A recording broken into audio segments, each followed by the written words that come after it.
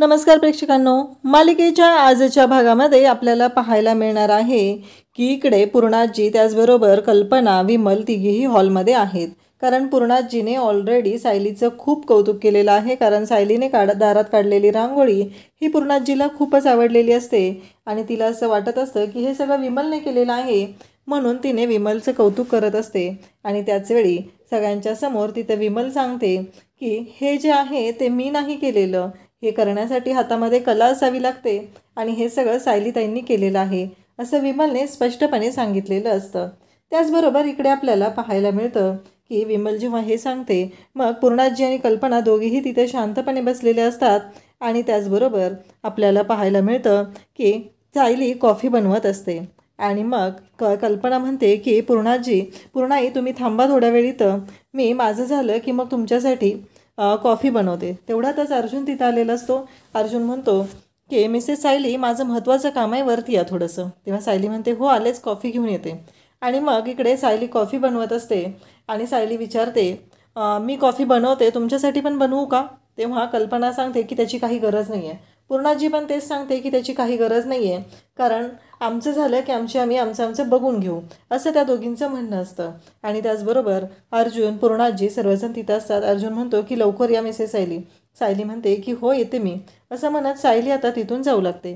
तर पूर्णाजी म्हणत असते की विमल, ते किचन रिकामं झालं की मग आपल्यासाठी कॉफी बनवून घ्या, असं तिने सांगितलेलं असतं. त्याचबरोबर इकडे पाहायला मिळतं की सायलीने आता दोन्ही कॉफीचे मग घेतलेले असतात. एक कॉफीचा मग जो आहे तो ती पूर्णाजीकडे आणून देते आणि पूर्णाजीला कॉफी घ्यायला सांगते. आणि त्याचबरोबर दुसरा कॉफीचा मग घेऊन ती अर्जुनकडे जाते, कारण तिने अर्जुनसाठी कॉफी बनवलेली असते. अर्जुनसाठी कॉफी बनवलेली आहे आणि अर्जुनसाठी कॉफी घेऊन जात असते. पण कल्पनाला मात्र खूप राग आलेला असतो, कारण सायली ही पूर्णाजीला कॉफी देत आहे आणि पूर्णाजीला सांगत आहे की ही कॉफी तुमच्यासाठी आहे. आणि तिथून तशीच जाते, कारण अर्जुनने खूपच अर्जंटमध्ये तिला बोलवलेलं असतं आणि अर्जुनने तिला सांगितलेलं असतं की लवकरात लवकर वरती ये, कारण मला तुझ्याशी महत्त्वाचं बोलायचं आहे. त्याचबरोबर इकडे आपल्याला पाहायला मिळतं की सायली कॉफी घेऊन जात असते. जाताना तिने कॉफीचा मग दिलेला असतो, पण तिने आता जाता जाता पाठीमागं वळून पाहत असते. तिला असं वाटत असतं की काहीही झालं तरी हे आत्ता पूर्णाजी आहे त्या कॉफी घेतील, पण पूर्णाजी मात्र अजिबात कॉफी घ्यायला तयार नसते. पूर्णाजी काही ती कॉफी घेत नाही आणि ती तशीच सायली तिथून निघून जाते. आणि पूर्णाजी विमलला सांगू लागते की ही कॉफी मला नको आहे, काहीही झालं तरीही या कॉफीची मला गरज नाही. हे सगळं चालू असतं आणि त्यासोबतच आपल्याला पाहायला मिळतं की सायली तशीच निघून जाते, कारण आता पूर्णाजीने कॉफी तर घेतलेली नसते, मग करणार काय? कारण पूर्णाजीला सायली जबरदस्ती तर करू शकत नाही ना. त्यामुळं सायलीकडे आता तिथून जाण्याशिवाय काहीच ऑप्शन नसतो आणि सायली मात्र तिथून जाते. आणि तेव्हा सायली वरती येते. अर्जुन म्हणत असतो की सायली, मला तुमच्याशी बोलायचं आहे. सायली म्हणत असते की अर्जुन सर, मला कळतच नाही आहे की त्या जोशी वकिलाचं काय करायचं आहे, नक्की कशा पद्धतीने त्याला हँडल करायचं आहे, ह्या गोष्टीच मला कळत नाहीत. तो माणूस खोटा आहे का? तो मधुभाऊंना फसवतोय का? तेव्हा अर्जुन म्हणतो तो अख्खा माणूस खोटा आहे, फक्त मधुभाऊंना तो फसवत नाही आहे, तर मधुभाऊंची केस त्याने त्यांना फसवण्यासाठीच घेतलेली आहे, त्यांना अडकवण्यासाठीच घेतलेली आहे. तेव्हा सायली म्हणते की मग आपल्याला मधुभाऊंना सांगितलं पाहिजे. तेव्हा अर्जुन म्हणतो पण मधुभाऊ ऐकतील का आपलं? मधुभाऊंचा जोशी वकिलावर जास्त विश्वास आहे, आपल्याला पुरावा लागेल जोशी वकिलाच्या विरोधात दाखवायला, तरच मधुभाऊ आपला ऐकणार आहेत, असं सायली आणि अर्जुन यांच्यामध्ये बोलणं चाललेलं असतं. आणि त्यासोबतच त्यांचं हे जे बोलणं चालू असतं त्यामुळं एक गोष्ट मात्र घडणार असते, ती इतकी जबरदस्त असते की त्याचा विचारही केलेला नव्हता. आणि त्यासोबतच अर्जुन इकडे सायलीला म्हणत असतो की आज मी तुम्हाला दाखवून देतो की त्या जोशी वकिलाची कशी वाट लावायची आहे ते. अर्जुनचा जबरदस्त असा प्लॅन ठरलेला असतो आणि काहीही झालं तरीही अर्जुन पूर्णपणे त्या जोशी वकिलाला अडकवणार असतो आणि अर्जुनने सगळं प्लॅनिंग ठरवलेलं असतं. त्याचबरोबर अर्जुन म्हणत असतो की थांबा सायली, काहीतरी अशा गोष्टी आहेत ज्या आपण करू शकतो, विचार नका करू तुम्ही, आपण ठरवूया त्या पद्धतीनं गोष्टी होतील, असं ठरलेलं आहे.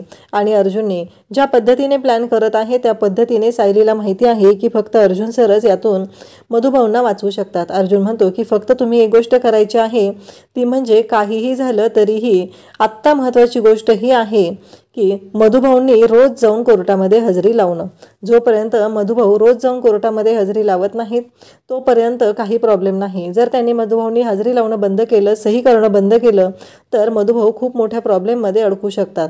आणि त्याचबरोबर मधुभाऊ खूप मोठ्या प्रॉब्लेममध्ये जर अडकले तर आपल्याला त्यांना त्यातून बाहेर काढणं खूप अवघड होऊन जाईल.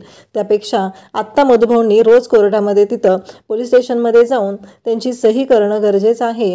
हे सगळं अर्जुन सायलीला सांगत असतो. सायली मग कुसुमताईला फोन करते आणि कुसुमताईला सांगते की आज मधुभाऊ जसे गेले होते सही करायला तसं उद्याही तू घेऊन जा. आणि तेव्हा ती म्हणत असते की जोशी वकील आहे तो मधुभाऊंना फसवतोय आणि लवकरात लवकर आपल्याला काहीतरी केलं पाहिजे. जर मधुभाऊंची एक जरी सही चुकली आणि त्यांनी ती केली नाही तर मधुभाऊ मात्र खूप मोठ्या प्लॅनमध्ये अडकणार आहेत. हे सगळं तिने कुसुमताईला सांगत असते. पण कुसुमताई म्हणत असते की अगं कसं मॅनेज होणार आहे हे सगळं.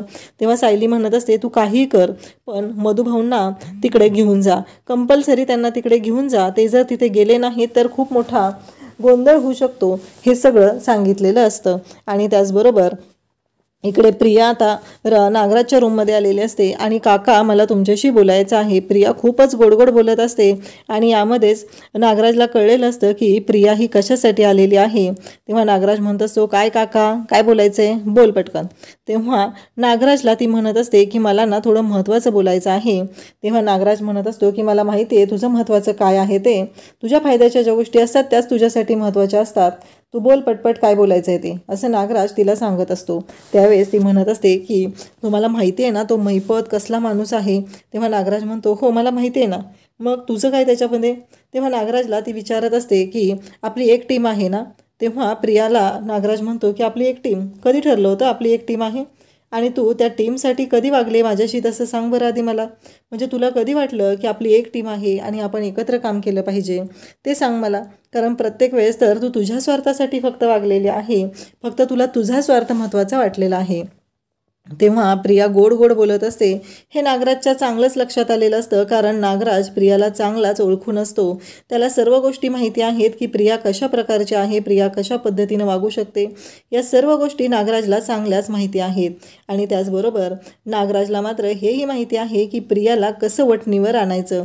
कारण प्रियाला वठणीवर आणण्यासाठी एकमेव गोष्ट म्हणजे एकमेव व्यक्ती आहे ती म्हणजे नागराज. नागराज अगदी बरोबर प्रियाला ओळखून आहे आणि प्रियाला कोणत्या ट्रॅपमध्ये कशा पद्धतीनं अडकवायचं हे नागराजला चांगलंच माहिती आहे. त्याचबरोबर इकडे आपल्याला पाहायला मिळतं की नागराज म्हणतो की ते पुन्हा माझ्याशी गोडगोड बोलत येऊ नकोस, त्याचा काहीही उपयोग होणार नाही. कारण काहीही झालं तरीही एक महत्त्वाची गोष्ट आहे ती म्हणजे तू लक्षात ठेव की तू ज्या पद्धतीनं वागत आहे त्या पद्धतीनं कधीच हे सक्सेस होणार नाही. तेव्हा प्रिया म्हणत असते ती पोटली तुमच्याकडे आहे ना ती द्या ना काका मला. तेव्हा नागराज म्हणतो आत्ता लक्षात आले तू मला पोटली मागायला का आलेली आहे, पण मला सांग जे ऑलरेडी तू माती खाल्लेली आहेस आणि आता तुला पोटली कशाला हवी आहे गं. म्हणजे हे सगळं तुझं जे काही चाललेलं असतं ते सगळी नाटकं असतात हे मला काही माहीत नाही आहे असं नागराज तिला बोलत असतो. आणि नागराज तिच्याशी बोलत असतो, तिला म्हणत असतो की एक गोष्ट लक्षात ठेव पुन्हा माझ्याकडे यायचं नाही आणि ती पोटली वगैरे काहीही मागायचं नाही असं नागराज तिला सांगत असतो. तर इकडे मात्र आपल्याला पाहायला मिळतं की सायली आणि अर्जुन हे आवरून तयार झालेले असतात. अर्जुन म्हणत असतो की आता पुढचा प्लॅन माझा वर्क होणार आहे. तेव्हा तो चैतन्याला फोन करतो आणि चैतन्याला सांगू लागतो की चैतन्य अरे तुला माहिती आहे ना मधुभाऊंच्या बाबतीत तो जोशी कसा आहे ते. तर आपली जी दोन माणसं आहेत ना ते प्रशांत आणि ते त्या दोघांना बोलवून घे आणि आता आपल्याला पुढचा प्लॅन सुरू करायचा आहे. चैतन्य म्हणतो की हो. तेव्हा सायली म्हणत असते की तुमच्या डोक्यात नक्की काय सुरू आहे. तेव्हा अर्जुन म्हणतो बघ तू आता मी काय करत आहे असं अर्जुन तिला सांगत असतो. आणि अर्जुनने पुढचा प्लॅन ठरवलेला असतो. त्या प्लॅननुसार आता अर्जुन प्रियाची पूर्णपणे वाट लावणार असतो. प्रियाने स्वप्नातही विचार केला नव्हता की इकडे महिपतने स्वप्नातही विचार केला नव्हता की महिपतला कशा प्रकारे अडकवला जाऊ शकतो आणि ते जोशी वकील आता पूर्णपणे अडकला जाणार आहे. आणि अर्जुनचा ट्रॅपच इतका जबरदस्त आहे की त्या ट्रॅपमध्ये ते पूर्णपणे अडकले जाणार आहेत. तर इकडे प्रिया आता प्रतिमाकडे आलेली असते आणि ती प्रतिमाला म्हणत असते की आई मला तुझ्याशी बोलायचं आहे.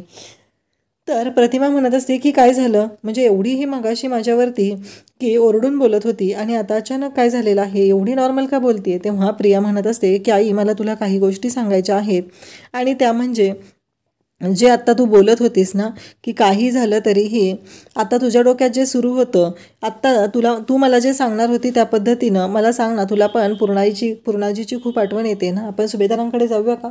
तेव्हा प्रतिमा म्हणते की नाही, मला एकटीला परमिशन मिळालेली आहे, तुला परवानगी मिळालेली नाही. तेव्हा प्रिया म्हणत असते, असं काय करतेस आई, पूर्णाजीला तेवढंच बरं वाटेल ना. तेव्हा प्रतिमा म्हणते की ठीक आहे, 2-3 दिवस जाऊ दे, नंतर आपण जाऊया.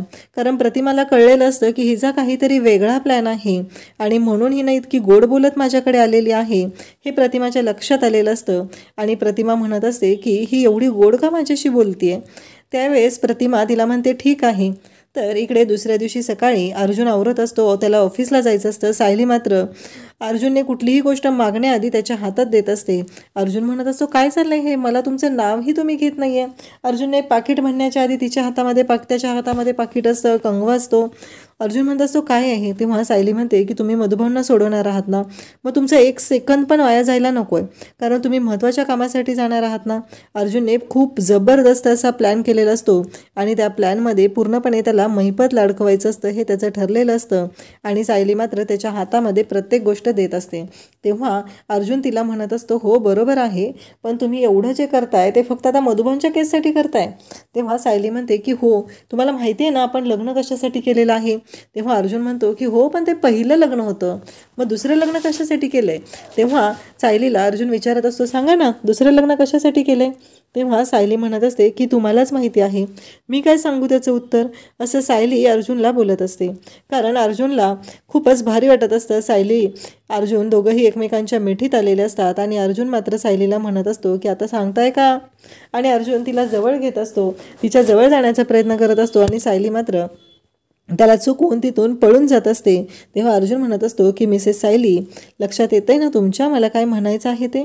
आणि अर्जुन खूपच गोड गोड बोलत असतो आणि त्यानंतर आपल्याला पाहायला मिळतं की सायली लाजत असते. अर्जुन म्हणत असतो, आत्ता सांगू का संध्याकाळी आल्यावर सांगू, असं अर्जुन मुद्दाम सायलीला बोलत असतो. सायली मात्र खूप लाजत असते आणि अर्जुनला म्हणत असते की मी जाऊ का. तेव्हा अर्जुन म्हणत असतो, असं का, म्हणजे तुमचं नक्की काय चाललंय, तुम्हाला नक्की काय म्हणायचं आहे. अर्जुन आवरत असतो. अर्जुन म्हणत असतो, आत्ता मला ना महत्त्वाच्या मीटिंगला जायचं आहे, माझी महत्त्वाची मीटिंग आहे आणि त्या मीटिंगला जाणं गरजेचं आहे, त्यामुळं आत्ता मी शांत राहतोय, पण काहीही झालं तरीही महत्त्वाच्या काही गोष्टी आहेत त्या मात्र मला तुम्हाला सांगायच्या आहेत, हे अर्जुन बोलत असतो. तेव्हा अर्जुन सायलीशी बोलत असतो. तेव्हा सायली म्हणत असते की आधी इथे बसा, नाश्ता करा. तेव्हा अर्जुन म्हणत असतो की काय चाललंय मिसेस सायली, तुम्ही प्रत्येक वेळेस असं का करता बरं. ठीक आहे, मग मी तुम्हाला संध्याकाळी आल्यावर सांगतो की काय करणार आहे ते, असं अर्जुनचं बोलणं सुरू झालेलं असतं.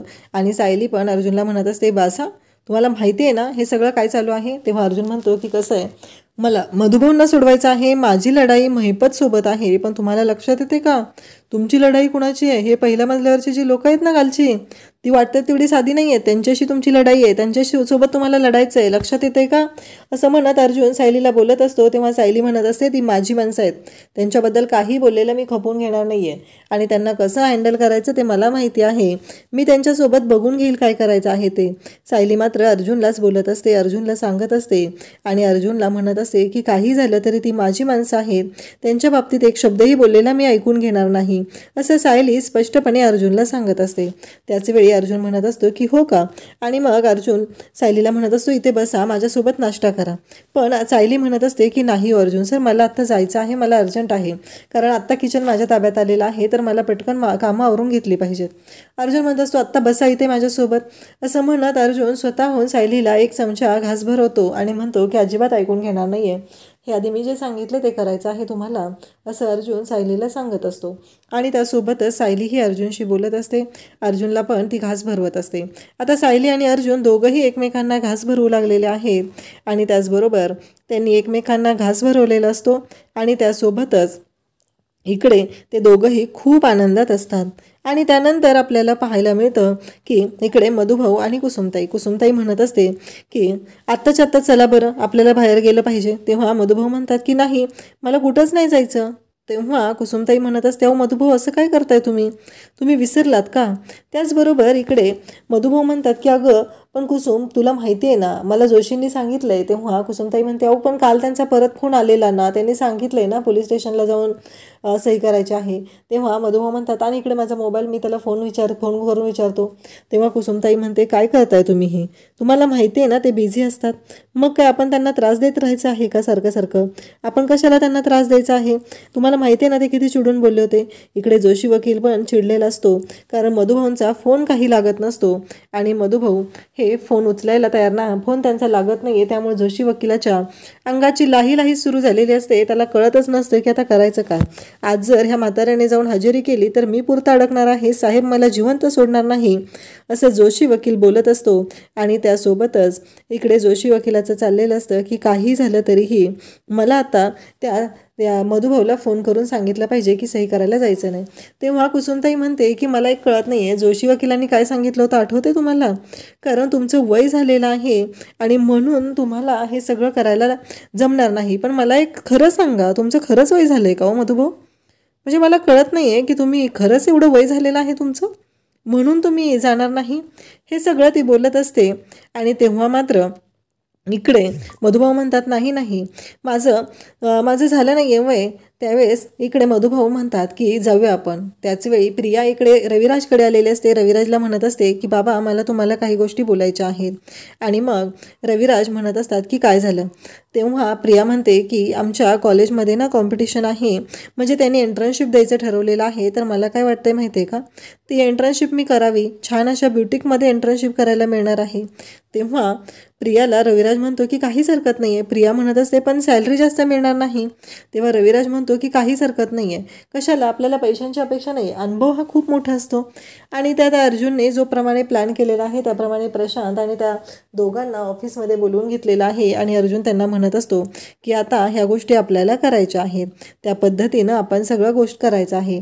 कारण माझी एक प्रॉपर्टी आहे, ती इलिगल प्रॉपर्टी आहे आणि ती प्रॉपर्टी मला विकायची आहे, हे सगळं ठरलेलं आहे, असं अर्जुन सांगत असतो. तेव्हा प्रशांत म्हणत असतो की पण साहेब तुमच्या गोष्ट लक्षात येते का? अर्जुन सर, तुम्ही इलिगल प्रॉपर्टी हे ना, या गोष्टीवर विश्वासच बसणार नाही. तेव्हा अर्जुन म्हणतो की बसणार, आपल्याला जे करायचं आहे ना तेच आपण करूया, तुम्ही नका काळजी करू त्याची, ते कसं मॅनेज करायचं ते मी बघेन, असं अर्जुन त्यांना सांगत असतो. आणि त्या पद्धतीने अर्जुनचा प्लॅन ठरलेला असतो. आपण तिथे बोलायचं आहे आणि तुम्ही तुमची प्रॉपर्टीची केस घेऊन जोशी वकिलाकडे जायचं आहे, असं प्रशांत आणि त्याचबरोबर त्याच्या साथीदाराला अर्जुनने सांगितलेलं असतं. आणि त्याचबरोबर त्यांचं प्लॅनिंग ठरलेलं असतं. त्यासोबतच अर्जुनने सगळ्या गोष्टी क्लिअर केलेल्या असतात आणि त्याप्रमाणे गोष्टी होणार असतात. तर अर्जुनने पुढचा प्लॅन जबरदस्त केलेला असतो. त्या प्लॅननुसार अर्जुन आणि इकडे अर्जुन आणि त्याचबरोबर त्या प्लॅनमध्ये अडकणार असतो तो म्हणजे इकडे जोशी वकील आणि महिपत. आता अर्जुनने सांगितल्याप्रमाणे इकडे जोशी वकिलाला फोन करून त्या माणसाने बोलवलेलं असतं आणि त्याने सांगितलेलं असतं की ह्या सर्व गोष्टी आहेत त्या अशा पद्धतीने होणार आहेत, माझी खूप मोठी प्रॉपर्टी आहे आणि ती केस तुम्हाला हँडल करावी लागणार आहे. आता त्याच कॅफेमध्ये अर्जुन आणि प्रशांत आलेले असतात.